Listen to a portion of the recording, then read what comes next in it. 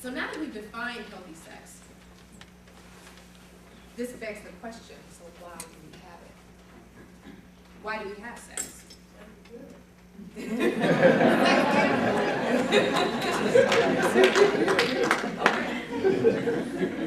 We have sex because sex is good. But why do some people abuse sex? Okay. What are their reasons? So an example that I like to give, and this actually illustrates also what's the meaning of the sex that these people have, that these people who abuse sex, the meaning of it for them. And so you get maybe a man who, and you probably have heard this story over and over again, well, you know, men, we're not supposed to be monogamous. We're supposed to spread it around. You know, it's not natural to be monogamous. Heard that, okay. This is me and my counselor hat now, okay. All right. Really, it's interesting, okay. Okay, but then what about, another example is a woman who, you know, you probably heard this, I'm going to use what I have to get what I want.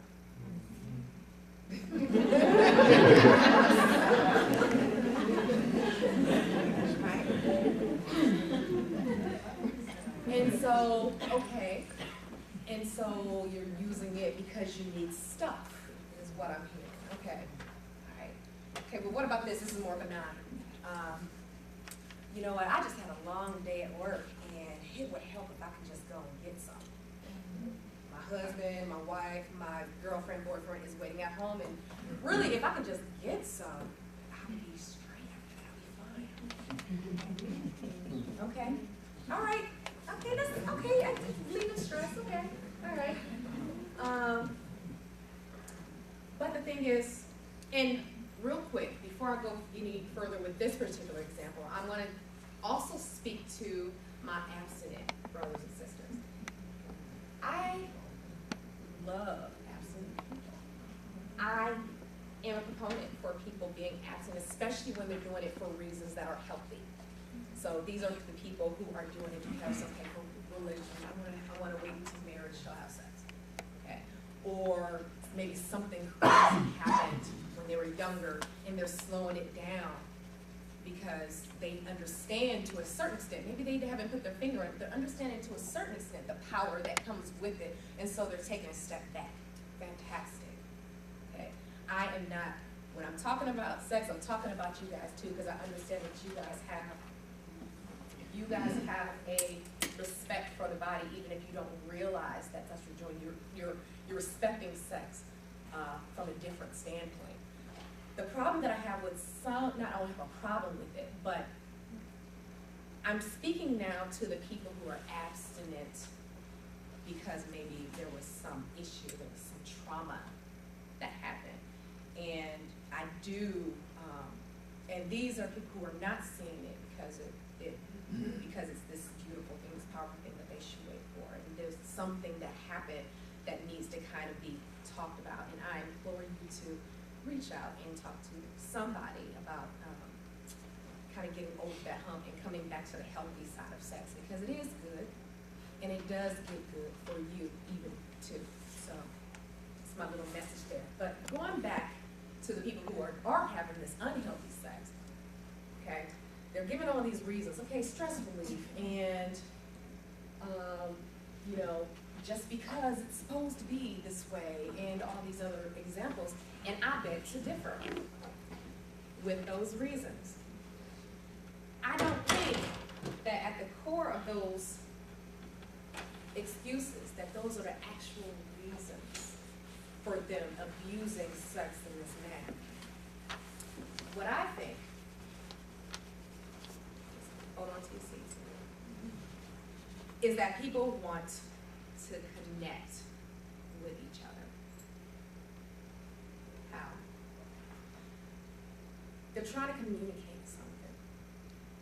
Okay?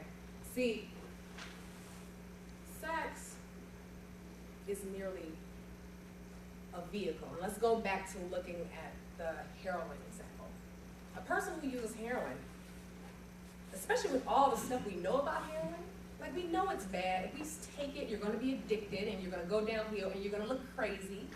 It's going to affect your body in this way. We know the effects of heroin. Why does somebody pick it up? Is it because they love heroin before they take it? No. They take it because of something else. I'm stressed and I need to release something, and this is not working out, and I don't know, I just want to forget. Well, what are you trying to forget? Now we're digging down into that hole. What is it that you're trying to fix? And what happens is you keep trying to fix it with heroin, it doesn't work. And then you have to have more heroin, you have to have more heroin. Heroin is a vehicle. You're communicating your hurt and your pain and whatever you're experiencing. Okay? It's a vehicle. Same thing with abusing sex. Sex is meant for communication.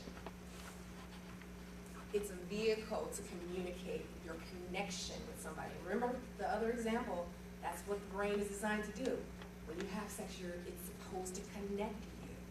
It's supposed to communicate this trusting environment for you. That's what it's supposed to do.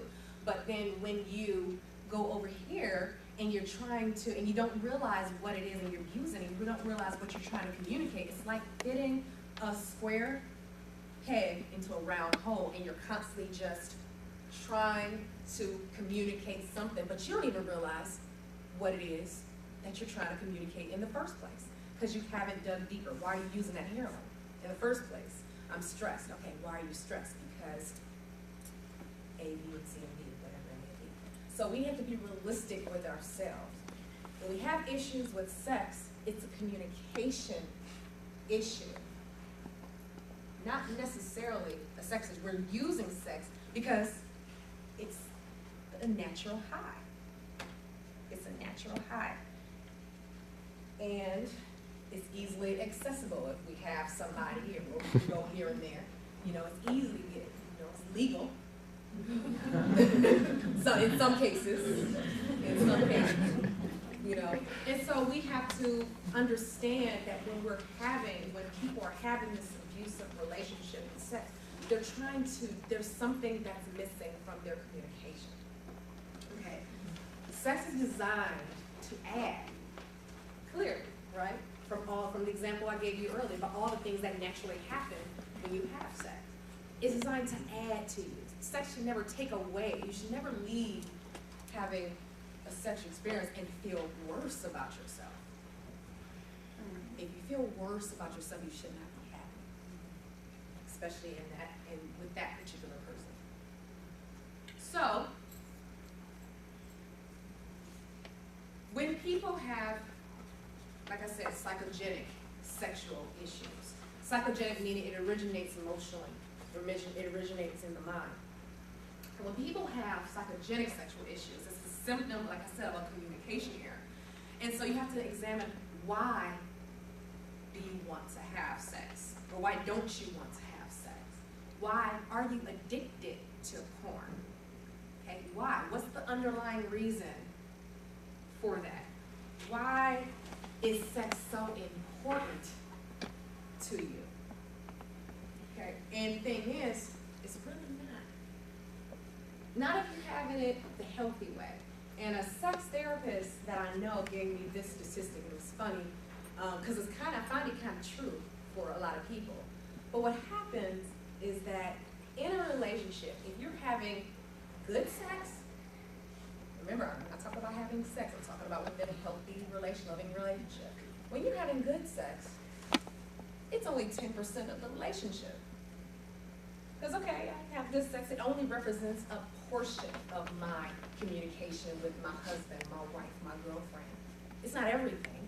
That's just the way we communicate, and then we do other things together, right? When you're having bad sex, it's 97% of the relationship. Not real statistics, probably she made it up, but it fits. Because when we're having bad, it just seems like everything is about sex all the time. Okay? And so we have to look at, again, what we're trying to communicate.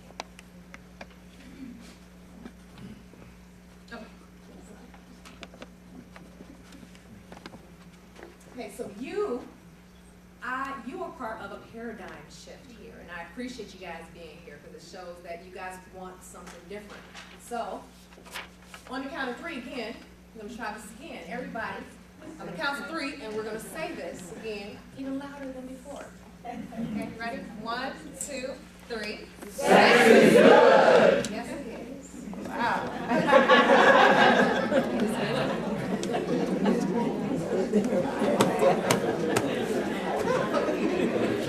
You guys are here because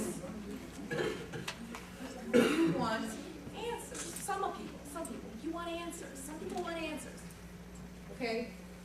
You understand that mediocrity is awful. You want to know that the marriage that you're in is not a life sentence.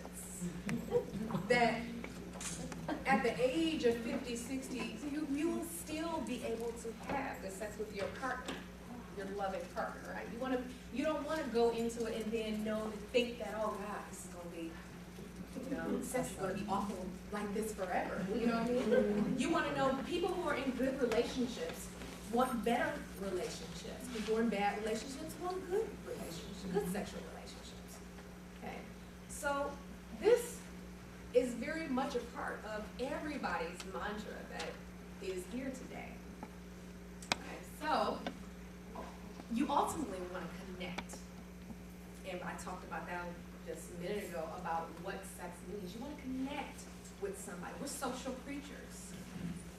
We want to connect with people. We want to be close to people. We want people to know us. Okay, and one of those vehicles is through sex with a loving partner. So, why is it so difficult? If it's just a matter of, making us, sex and changing our mindset about it, why is this so difficult? And 2 reasons, or actually one big reason. It's about the messages that you receive about sex. And what I find is that people get faulty information about sex early on. How did you learn about it? Did you learn about it in sex education class? Did you learn about it from your brother, who learned about it from porn, which is unrealistic?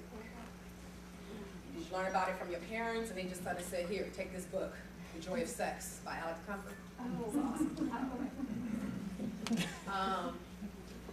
How did you learn about it? Did you learn about it from porn yourself? Kind of taking notes as you watch. How did you learn about it? Did you learn about it from the media? What about movies, TVs, commercials even? Okay, so this is going to be an important factor in figuring out exactly why we have the issues that we do with sex.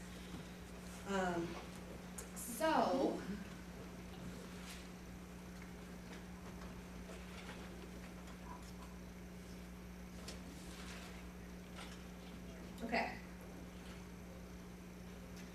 I've compiled a list of sex myths, and these are the ones that I find that were kind of prevalent the most. These are the ones that I find that people have the most issues with, and this is not by no means an exhaustive list, but these are the ones that I really wanted to highlight because they have the biggest issues. And one of the big problems, and the reason why people have sex myths, is the fact that they learn something in childhood from one of those avenues that I was telling you about, the porn, the brother, the sister who don't know anything, okay? They learn from these people, and then what happens is they take it with them, and they don't correct it, and it kind of stays with them in adulthood. So nobody ever thinks when you learn something as a child to go back and research that and make sure that information was okay. You just kind of carry it, and then you build a belief system off of that stuff. That's a little bit about what happens here. So the first one, men think about sex more than women.